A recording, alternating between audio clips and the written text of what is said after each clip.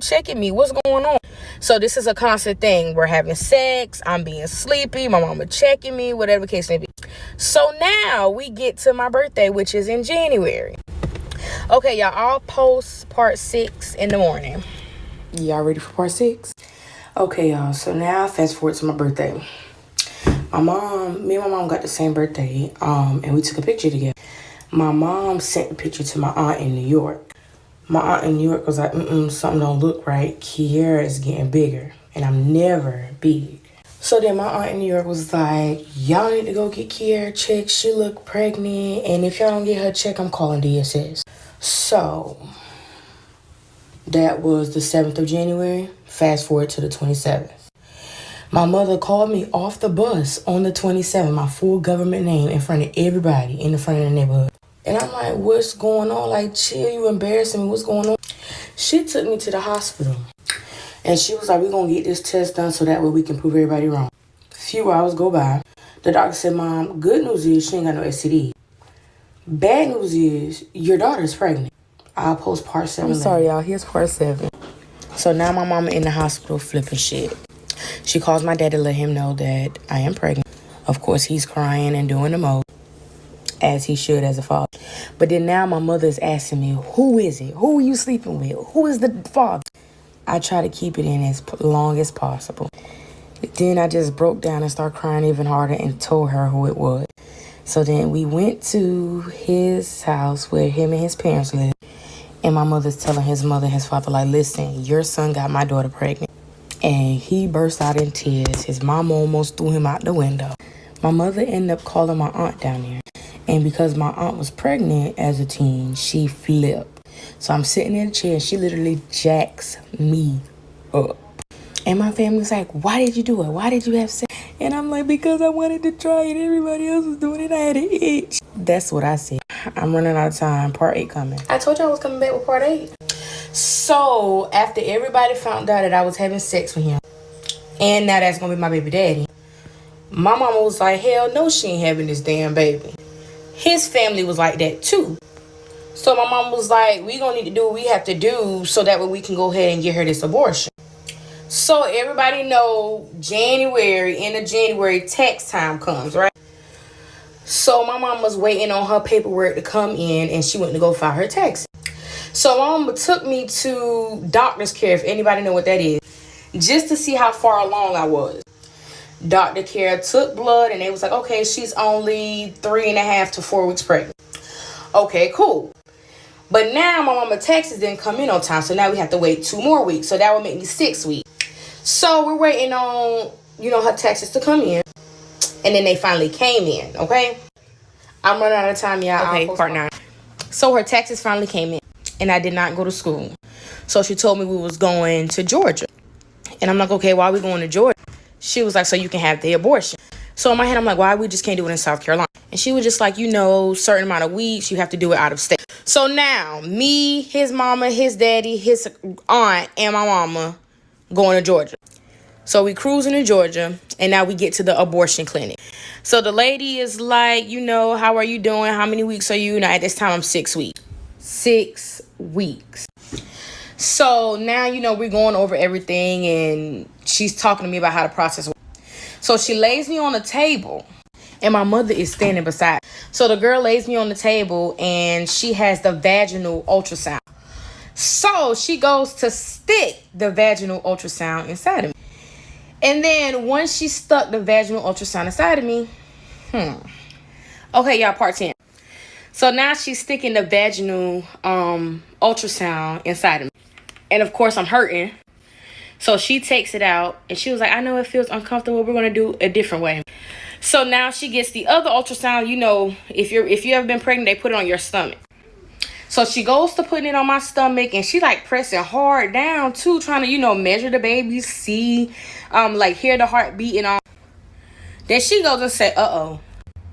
And I was like, uh-oh, what? She was like, nothing, Mom. I'm going to go ahead and double check before I tell you anything. So she get the double checking and she getting writing stuff down. And I'm looking at her and I'm looking at my mom. My mom looking at me and, we looking at each other. She was like, Mom, she's not going to be able to get this abortion. And my mom was like, well, why the hell not? She said, because your daughter is 5.5 months pregnant. I was like, oh, hell. Part 11. So now my mom is hella pissed. And I'm boohoo crying. Then I get up, fix myself and go out the room. And my mom's coming behind me. Then his dad sees me storming out the building. And he comes and hugs me. And I just start crying even harder. And he was like, what? What happened? You don't want to tell me right now? And I'm just shaking my head like, no, I'll tell you later. I don't want to talk about it. So now we have to drive back to Columbia. And we get back to Columbia, but instead of them dropping us off home, they took us to their house. And they're like, well, we need to figure out what we're going to do with the baby. And I'm just crying. I kept saying, I don't want the baby. I'm too young. I don't want a baby right now. Then they asked him what he thinks. He's looking at me like, I want to keep my baby. I got to come back for part 12. I swear. Part 12. So now that we are at the house and discussing everything that's going on with the baby, I decided to tell them I'd rather give my baby up for adoption. I don't want her to be around my mom, who's an alcoholic. And once I mentioned the reasons why, he was just like, no, I'm going to be there for my baby. I'm going to take care of my baby. Doing all this extraness. And I'm just like, at the end of the day, this is about me. This is not about you. I don't want my baby in a family. No. Nowhere around here. No. So now he's basically trying to plead his case. Him and his people trying to plead his case about why I should keep the baby. So my mother was like, at the end of the day, I already tried to make her have an abortion. I'm going to leave this up to her. So my mother was like, we can go home. You can think about it because I don't want this stressing you out. So we left and I went home and I just cried my eyes out. Y'all are so hilarious. But yeah, here's part 13. So now, of course, I've been thinking about it. It's been several months I've been thinking about it. My due date is May 17th. So I'm like, at this moment, I got to make a decision for real, for real. So, me and him conversated on the phone on what we wanted to name our child. He wanted the name Raven. And I was just like, okay. But ultimately, it's still my decision since I'm the mother. And then me being in love with him, in my head, I was like, damn, if I do keep this baby, me and him can be together. We can raise this baby together, whatever the case may be. Then my father got involved. And I'm the only girl. And when I tell you the definition of a daddy's girl, that was me. My father was not playing none of that. My father was like, you're not going to impregnate my daughter. She's only 12. And now you talking about you want to raise a baby with her? All I know is my dad hired a private investigator. And it went downhill from there. Okay, y'all. So part 14. So like I said, my dad hired a private investigator. And at this point, I'm being homeschooled. So that was, the second semester of my 6th grade year. So the private investigator comes to my house and introducing himself. And he lets me know, like, yeah, I spoke with your father in New York and he told me about the situation. Now he's wanting me to elaborate. Now the private investigator is telling me how it all works, or whatever the case may be. Then he goes and showed me pictures. And now the pictures he showed me was of my daughter's dad and some other boys and even his brother. So now the private investigator is like, okay, so your dad told me the situation. I need you to let me know which one of these are the people that you slept with. And I'm like, and if I tell you, is he going to get in trouble? He was like, no, he's not going to get in trouble, but you should still tell the truth. I was hesitant, but I was like, it's the private investigator. So I picked his picture to let him know. Part 15. So the private investigator took the notes down and then left my house. I want to say it was like a week or two later. My mother gets a call from his parents, I want to say, saying that police just went to the school and they arrested him. So now here I am, again, in love with this boy, crying, like, no, like, what did my dad do? He done messed up my chances of being with him. It was a lot. And then my mother was like, okay, I need to call your father so we can see what's the plan. So now the private investigator is, talking to my mom, talking to me, and talking to my dad. And they let us know, like, okay, we did arrest him. And I want to say he was like in 10th or 11th grade. And this whole time we're still in communication with the PI. And did I mention it had to be like a few weeks before my due date? Part 16. So now here he is arrested. And of course, I'm pregnant as hell. And prior to this, my mother had conversated with my dad. Y'all, when I tell y'all this, please don't go in. I did not want him to be in jail. My mother also did not want him to be in jail. My mother was like, at the end of the day, you know, he was 16 turning 17 when we were sexually active. But he was already 17 when we found out I was pregnant. And she was like, he cannot do nothing for his child behind bars. So why are we locking him up? And then because he was 17, my mother was like, he's also a child. She did not agree with what he did. But taking him out his child's life was not sitting well with her. So again, a few weeks before I gave birth, my mother did help him with posting money to his bill. Now, he may say otherwise, but my mother did help. And then, of course, y'all, he got out. And now it's getting close to part 17. So now he gets out of jail. And when he gets out of jail, it's about the time for me to go into labor. So now I'm in labor. And it's his aunt, my mom, and then one of my friend's mom was there. My friend's mom didn't stay, but it was just my mom and his aunt. So now it's time to push. My mom's holding my leg on one side. His aunt's holding my leg on the other side. So I done pushed my baby out after being snipped down there because I was too small. And then, of course, my mother cut the umbilical cord. Now, y'all, remember I said he went to jail. His charges were criminal sexual conduct with minors, 2nd degree.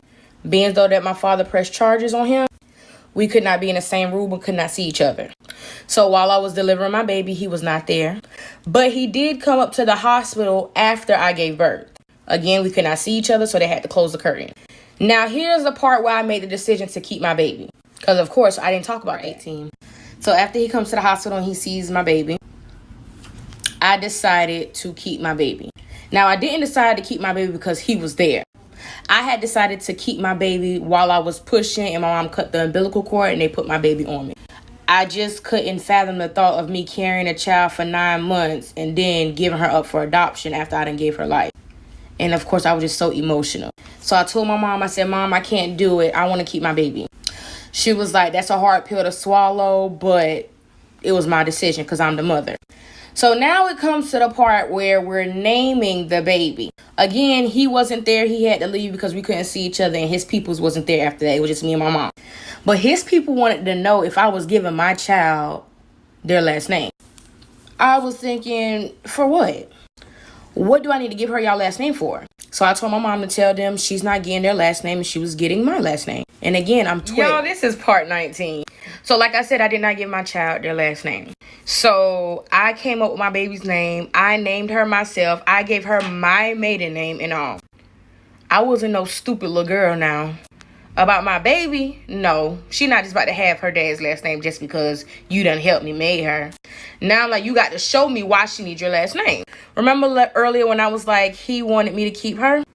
So now she's kept. So now, you know, it's a few days in the hospital. They calling up there trying to check on her or whatever the case may be. We tell them she's doing fine. And then, of course, a few days go by and then they discharge me. So now here I am, just gave birth, 12 years old, recovering because I got stitches down there. And now his family and everybody want to come down to my house to see the baby. Of course, me being me, I didn't have no problems because I'm like, that's her side of the family too. So, of course, they can come see her. Y'all, this is crazy. So, because I'm going back and forth to my grandmother's house, and of course, y'all, me telling y'all this story is over a course of a year that's happening now that I've been in New York. So now I went back to my grandmother's house. And I've been going back and forth since she's the one watching my baby, her and my aunt. And I tell my grandmothers and my aunt what my dad is doing. Now, y'all, mind you, my dad's wife does not like me at all. And my dad's the type of dad, like, when he's not with anybody, he's good. He's the best dad ever. But when he's with somebody, he let them females dictate what he can and cannot do for his kids. So now my stepmother does not want me in her home no more because she said I got a smart mouth. So my dad ended up taking me to stay with my aunt and then made a decision that I'm coming back to South Carolina. And this is like a year and a half later. So now at this moment, I'm not living in the house with my dad no more. I'm living with my grandmother and my aunt until it's time to go back to South Carolina. So my aunt, who did live down here but was living in New York, she was moving back to South Carolina. Part 17. So now here we are back in South Carolina. My daughter is like a year and a half old at this point. And everybody keep going on about the whole baby daddy situation. Honestly, I let it go because it's like, well, my daughter's about to be 2. They ain't do nothing then. They're not going to do nothing now. So my mother is still an alcoholic, but she trying to do what she need to do for us. She ends up calling my baby daddy and his mama. And my mom was like, they're back down here. Y'all need to help take care of, my daughter. My mom was basically saying, like, we either going to come to some common ground for y'all to help take care of her, or we're going to put y'all on child support. Y'all would not believe what the hell his mama said. So his mother ends up telling my mom, the only way they're going to take care of my child is if they get a DNA test. So if you need to put him on child support to do so, by all means, put him on child support. 18. So my mother goes down to the court to file for child support and to get the DNA test done. She did ask me what did I want to do. I told her I didn't want to file for child support because if he has to be forced to take care of his child, then I don't want him in my daughter's life. Mom was like, no, bump that. We gonna get the DNA test and he's gonna pay child support. So now the papers are filed. Now, during this time that the papers were being filed and we had to wait on a court date. Now, during this time, while we're waiting on the papers to process for child support, we end up running into each other. So now that we bump into each other, I'm trying to let him know, like, listen, so I can go ahead and stop the child support. Just tell your mama the truth, because I don't want you on child support. I just want you to take care of your child. That's it. And I guess because he didn't want to be on child support, he was like, okay, he gonna come clean about it. Okay, I'm about to do part 19. Part 19. So now, again, me and him are not supposed to be speaking, but we're speaking secretly. So, like, don't nobody know that we're having a conversation. Don't nobody know that we're communicating. So he's secretly letting me know that he's going to take care of his child. He don't want to be on child support, this, that, and the third. So now he's telling me all of this, and I'm just like, now he's speaking my language. And in my head, I'm thinking, this is the reason why I fell in love with this boy, because now he's trying to step up and take care of his responsibilities. Now, again, y'all, we're still waiting to go to court because my mother still wasn't dropping the child support. So now here it is. Me and him was just constantly talking. And in the midst of us texting each other, now we're texting each other like, I miss you. And I'm upset that all this stuff happened. What we going to do? Now, the whole time we're talking, he has another baby mama. I specifically asked him, were they together? And of course, he lied to me. No, we're not. Okay, part 20. So now here he is sneaking down to my aunt's house to put my baby to sleep all the time. And then we used to just sit and talk. And he used to ask me, like, did I ever miss him and all this stuff like that. And at the time, I'm 14. So now, since he's sneaking down there, don't nobody know that he's coming to the house. So as we're talking, he's getting to let me know, like, I missed you too. And he's sorry all this stuff happened the way it did or whatever the case may be. And in my head, I'm thinking, like, don't even fall for it. Even though you missed this boy, don't fall for it at all, because y'all not even supposed to be talking. Y'all not supposed to be communicating. Don't do nothing like that. Keep yourself together. And what did I end up doing? This boy done talked me out my drawers again. So y'all remember when I told y'all I was 14? He was 20, turning 21. So now here we are. Now we done slept together. Okay, part 21. So now here it go. Days gone by, and every single day we're having sexual relations with each other. So this is not just like a one-time thing. And when I was telling y'all that he was coming to put my baby to sleep, that's the excuse that we were using so he can be down there. But my baby was already asleep before he even came down there. So my baby didn't even get a chance to see him at all. So now every day we were texting each other around a certain time each day. And then when he was coming down to the house, when people were aware that he was coming down to the house, we weren't communicating. So we acted like we didn't even see each other. So it was one day he had brought his baby mama down to the house.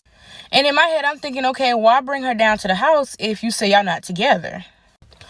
So I did ask him again what the situation was between them. And y'all know how they do. They love to lie. Part 22 coming. Okay, part 22. So I already know he was already lying about who the girl was. I done seen them before, on Facebook and stuff like that. So I knew they were together. So I wanted him to come clean, but I knew they were together. So now he's letting me know, like, we basically got to keep this under wraps. Like, we can't tell nobody about this. Of course, he didn't want it to get out, because if it got out and my family would have found out, he would be in prison at this point. So now, again, y'all, we're continuing to have sexual relations with each other. So this is not just a one-time thing. This was more than once. More than, I can't even count on one hand. And we're still waiting on the paperwork to come in so that way we can go ahead and get a DNA test done. So whole time we're sleeping together, but we don't have no type of DNA test. We're waiting to go to court and all. So now here is when stuff went all the way left. When I mean all the way left, all the way left. Did y'all miss me? Okay, part 23. So now I told y'all it took a turn for the worse. It went left. So now fast forward a few days. He see me in the car with my friends, and his baby mama was with him. They were walking. He came up to the car, and I wasn't really paying him no mind, but I'm like, what the fuck is going on? He comes to the car. It was like he was gonna beat my butt, and I was all types of bees and all this stuff like that. So I'm thinking to myself, like, what the hell is going on? Why is this boy doing this? Like, we wasn't just having sex, like, sir, don't act brand new. So after all that hoorah he did, my friends drove me down to my house, because of course my family was down there. And I'm telling my family, like, he basically just ran up on me. Now here I am, little 14-year-old me, this man just ran up on me. So again, not understanding why he's doing the most. Okay, y'all, part 24 coming. Okay, part 24. So now after I done got dropped off at home and I told my whole family what was going on. Y'all, my family's Haitian, so they're crazy. So they're like, okay, if he really want a problem, he can come down here and get all this smoke. Like, it's nothing. Him, his mama, his girlfriend, his daddy, everybody. My grandmother was down here also, so she was like, Kiki, don't even worry about it. If this man touch you, he gonna have a lot of problems on his hands, so don't even worry about it. So me not understanding what was going on, like, literally, I did not understand why he was upset. Again, I done forgot all about, like, that we done filed everything for the DNA test. I thought that was not gonna happen for like a year or so after. My aunt, again, who was married into that family, she found out that the judge or the lawyers, whoever, sent a civil suit to him. So he received a civil suit in the mail, and I'm guessing his mama didn't tell him that my mama was putting him on child support. So now that means extra lawyer fees. Okay, part 25. So now here it is that he done got the civil suit, and we have a court date. So now fast forward to going on. Of course, the people in the court now, is verifying our information, and they gotta tell her it can take 4 to 6 weeks to come back. So they're asking, like, do we have any other questions? And I'm just like, no, I'm just waiting on the results to come back. So now we walking out the office, and I'm getting a stank face from him and his people. Just like, just looking at me and my mom like we did something to them. It's after us taking a DNA test. I'm not talking to him because now, I'm having flashbacks. Like, I'm really, really fooling around with somebody that denied my baby. And yes, I understand I'm 14, but seriously. So now weeks gone by and we haven't spoke. We haven't had any sexual relations. We haven't done none of that. So then August 18th, me coming home from outside with my friends, my mother was like, you got some mail from the court. So I'm like, okay, open it. Let's see what it say. So she started reading the letter. She was like, nope, I'm going to let you read it. So I'm reading the letter, and it says basically that 99.9% chance that he is the father. So now here I am doing backflips because I'm like, now that damn family can leave me the hell alone and start taking care of my baby. Mind y'all, my baby is already 2, okay? You know what happened next, right? A damn call from his mama. Okay, y'all, part 27. Y'all know I had to work, so I am so sorry for being late. But anyways, his mama then, she called my mama wanting to meet and I guess talk about the results.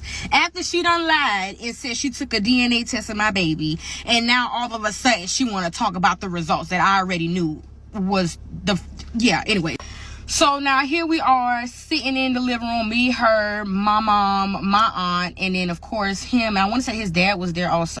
So she goes and say, we got the results, this, that, and the third, and she glad that we got the results, and she thought I left to go to New York because I had something to hide. And I'm like, what do I have to hide? No, I left because y'all were literally trying to embarrass me. I was 12 and y'all tried to embarrass me. So, of course, I ran out the room crying because now y'all want to acknowledge my baby. And literally, I'm thinking to myself, like, it's too damn late. It's 2 years. So get the fuck on. Part 28. Okay, y'all, part 28. So after the meeting, I literally ran out the room crying because I'm baffled at the simple fact that it literally took y'all 2 years for a piece of paper to say that that was y'all blood. I didn't get no type of apology from them. None of that. So basically, y'all was calling me all types of hoes and bees and denying my baby. And I did not get no apology after y'all found out that that was y'all child or that was y'all blood. So they left, and my aunt and my mom is talking to me like, I understand if you feel like, you know, you want to continue this whole situation, you can, but it's basically ultimately up to me. We can wait on a court date, but if you want to start letting her go over there, you can. I'm not a bitter baby mama, as he would call me, but I let my daughter go over there. I allow her to go over there. So she started to go over there even before the court dates of everything. Okay, part 29. So again, I was letting my baby go over there even before the court date happened. Now, this court date is for him to pay child support so that they determine the amount that he was paying as well as what his visitations were. I was already letting him get my baby on the weekends, even sometimes throughout the week. If you want to see her, go ahead. I'm not that, again, bitter baby mama. I don't care about that. Sometimes I needed a break. So now we get to the court, and the mediator is basically explaining everything to me. But of course, my mom is there because I am still a minor. And he's there by himself. So they're asking me, did I have any questions? And I'm just like, no, I don't have any questions. But he is supposed to be getting weekends, correct? And they was like, yeah, just clarifying it. He is supposed to get weekends. So I did explain to them that he's already been getting weekends. So they were like, that's good that you're already starting to let him get your daughter. So now we go about the child support, and he's agreeing to the amount that they're telling him to pay. Okay, I'm coming back part 30 before I go in the store. So after they tell him about the amount of child support he's supposed to be paying, they started to mention the FI. So the FI from when I was in New York, as well as the FI from when my mom was getting it while we were in South Carolina.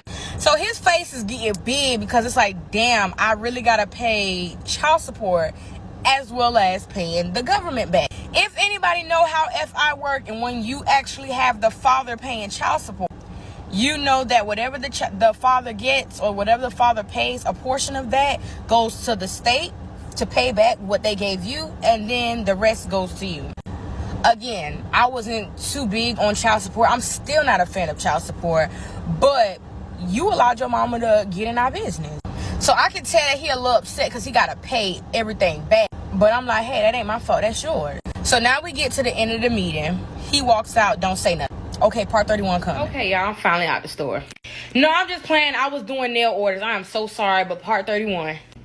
So after we left the court, a few days go by. They're getting my daughter, like picking her up from school or whatever the case may be. I'm still not communicating with him at this moment. I'm just communicating through the baby mama, which is his girlfriend. One day he come to pick up my daughter from the actual house, and I was there, not by myself, but basically by myself. And the fool basically gonna ask me why I had to get the court involved. I'm like, dude, your mother told my mother, in order for y'all to start taking care of my baby, I might as well put you on child support. So that's exactly what my mother did, was put you on child support. Now, this is where he go with the name calling, talking about I'm flawed and all that stuff like that. I'm like, that's not my fault. That's your fault. Had you kept your damn mama out of our business, you wouldn't be going through this. And that's exactly what I told him. So at this point, I'm telling him it's best that we don't even communicate. And that was the beginning of part 32. So as I was saying, this was like in 2013, but more so the beginning of 2013. So now at this moment, he's, I guess, paying child support regularly. I'm not seeing it. I want to say my aunt and my mom was getting it, but I'm not seeing it. Now, it was a struggle getting my daughter to start going around them because, again, she did not know them like that.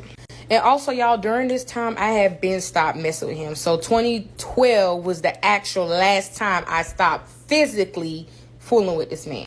2013 is when I stopped talking to him. I like completely cut him off. I didn't even care if he needed to pick up my daughter. I'll talk to your baby mama or your daddy. That's it. And plus, another reason why I cut him off is because he literally tried to fight my mama. Like, what dude tries to fight a whole female, a grown female on top of that? And with all those chain of events happening, I was just like, bro, I'm done with you. I want to drop the child support, literally cut him completely out of our lives. Part 33 coming. Okay, part 33, y'all. So now at this point, in 2013, I'm 15. I done got my first job and all. So I'm really not worried about, I'm really not worried about them paying for anything for my baby, child support, none of that. Now, here's the damn plot twist. Now, this is the year where this man, I guess because he started paying child support for real, again, I'm not seeing it, but he started to feel entitled as if he could tell me what to do with my child. And I keep throwing in his face like, sir, you're only taking care of my baby by force, not by choice. So you don't tell me what to do with my child. Now, at this point, I had a boyfriend. And he was basically telling me, like, my boyfriend can't be around my daughter. All types of BS. And I'm like, but isn't your baby mama around my daughter and I don't have no issues? So, again, here he come with the disrespectfulness. Part 34 coming. Part 34. So now, like I said, he's being real disrespectful. Calling me all out my name. I mean, all out my name. Talking about how I was a little hoe and I gave it up easy and this, that, and the third. Y'all, it was crazy. So I hit him with but you're a rapist though. And you're a registered sex offender. So if I was a hoe and I only lost my virginity to you and I was only having sex with you and you end up becoming a registered sex offender? You're a rapist. Oh, y'all, he ain't like that. So now he said how he was going to beat my butt and F me up, like going in. And I'm like, sir, you better realize I may be 15, but ain't nobody scared of you. I know who you are, where you live, your social, your date of birth, all of that. So you touch me, I'm calling your parole officer. Oh, and that set him through the roof. Part 35. Okay, part 35, y'all. So all of this arguing is going out throughout 2013. All through 2013, all we've been doing is arguing. Well, really, he's been arguing with himself because I'm not paying him no mind. So this is the time that I actually finally made a decision, like, to completely block him, cut him off, stop talking to him, doing all of that. I did not want nothing to do with this man. So now I decide to not communicate with his baby mama, like just cut them off. And now I'm communicating through the dad. Now, the dad has been neutral in all of this, to be honest. When they were denying my baby, the dad was like, no, I know this is my granddaughter. But I guess because that was his wife, he wasn't really saying much. But again, he's been pretty neutral. So I will always speak to his dad, and his dad will always say, well, whatever y'all need for Zyla, just let me know. And in my head, at 15, I'm like, I shouldn't have to talk to y'all. I wasn't sleeping with y'all, so I shouldn't have to talk to you. And y'all know the mama always got something to say. Part 36 coming.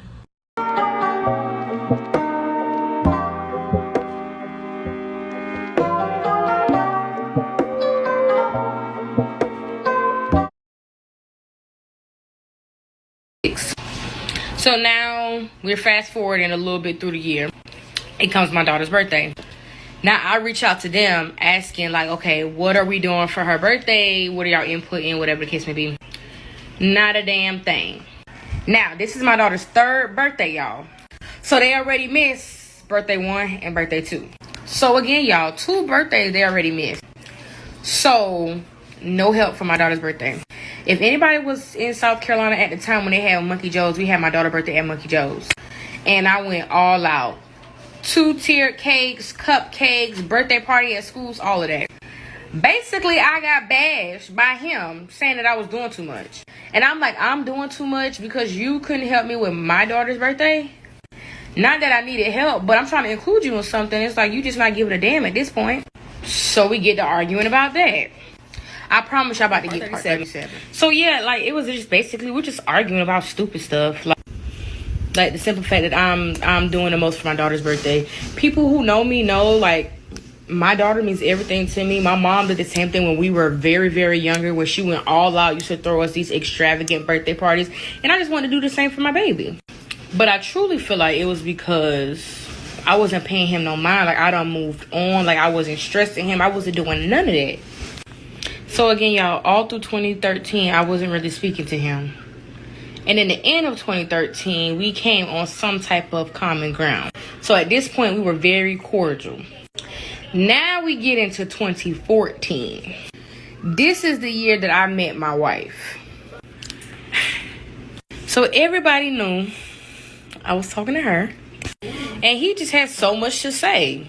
Like, he's trying to give me advice on dating somebody else, but he was... So now it's 2014, and he finds out that I'm talking to who is now my wife.